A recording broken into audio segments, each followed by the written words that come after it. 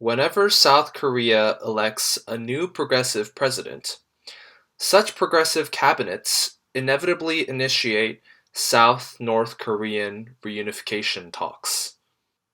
Ex-President Moon Jae-in shook hands with Kim Jong-un and historically welcomed the North Korean dictator across the border into South Korea, making Kim Jong-un the first of his family to do so. Such events are heartwarming indeed, and we often see a spike in three things when reunification talks are held: interest towards reunification, positive sentiment towards North Korea from the South Korean people, and the approval ratings for the progressive government that is in power during said talks. What we do not see any increase in, however, is actual political and/or military compromise between the two Koreas over time, since inter-Korean talks first started in 1972. This video essay, pertaining to the subject of Korean reunification, intends to do two things.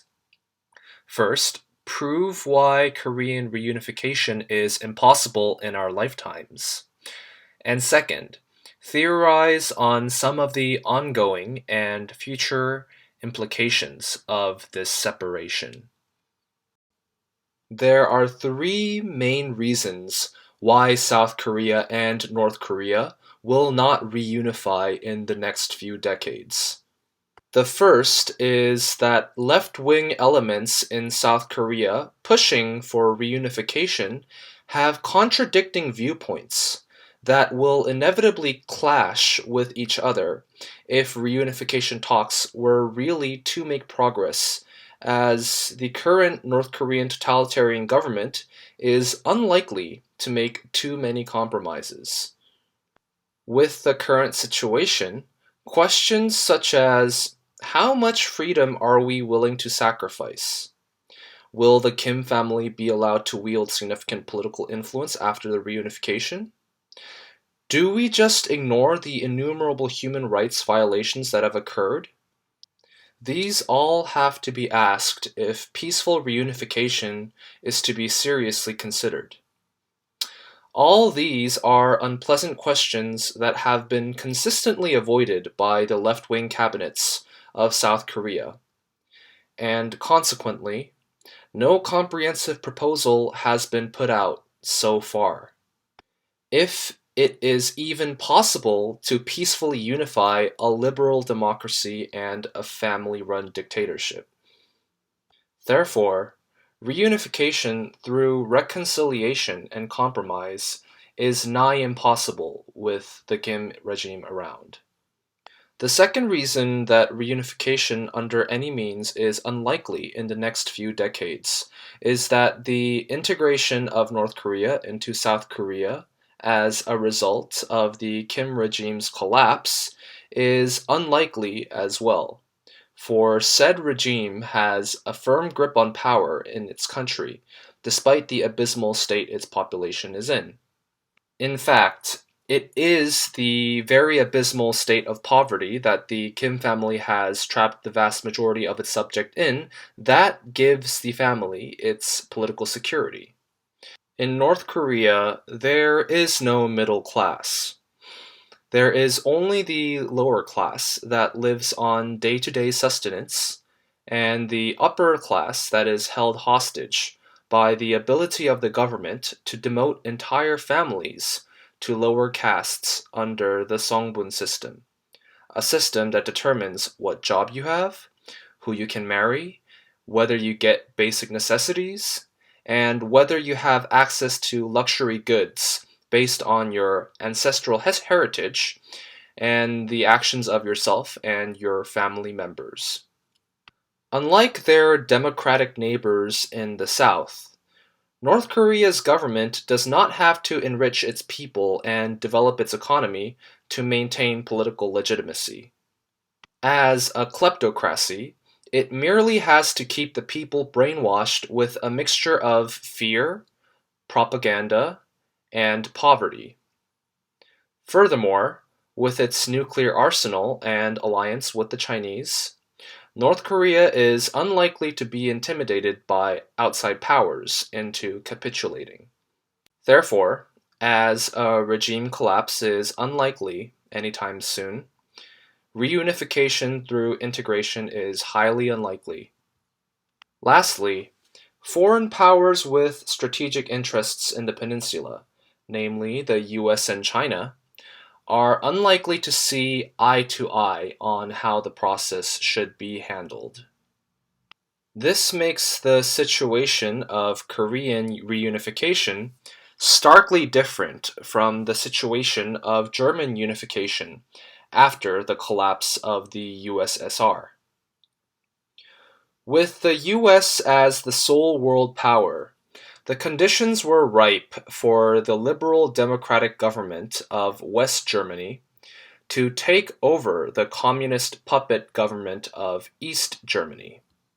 However, unlike the USSR, China's economic, military, and political power is only rising. With competing US and Chinese interests in the area, the chance of a superpower mediating the disputes between the North and South and creating a more favorable outcome for either Korea in the foreseeable future is non existent. As a result of this extended separation, the bonds tying the two Koreas together are being gradually severed.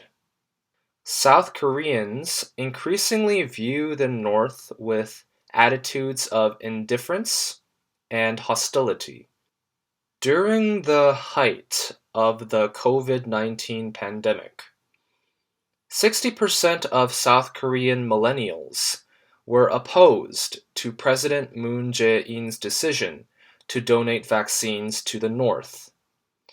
And the share of South Koreans that view North Korea as the enemy has more than doubled since 2005.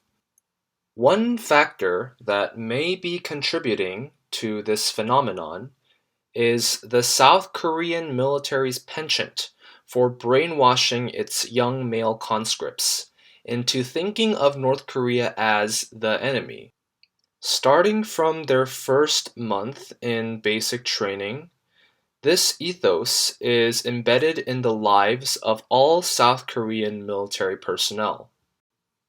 After South Korean men finish their military service, they are given no conflicting opinions to said ethos from traditional corporate jobs or other institutions they may join, such as their universities, which means that they will carry the same lessons they have learned during their service throughout their entire lives and let it influence their political leanings.